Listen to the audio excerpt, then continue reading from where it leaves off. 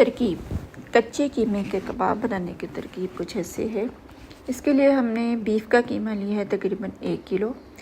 इसमें आप तमाम मसाला जात को डालकर मिक्स करें और इसमें आप खाने का सोडा, जिसको मीठा सोडा कहते हैं, वो भी ऐड करें ताकि ये गल सके। बेसन जो इसमें डालेंगे वो भून कर डालेंगे। मिक्स करने के बाद इसको 1 घंटे के लिए कवर करके रख दें।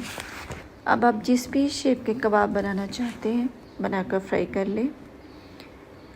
मज़ेदार कच्चे कीमे के कबाब तैयार हैं। लो फ्लेम रखें ताकि ये अच्छे से गल सके। अगर आपको ये वीडियो अच्छी लगे तो प्लीज़ लाइक कर दें। जज़ाकल्लाह।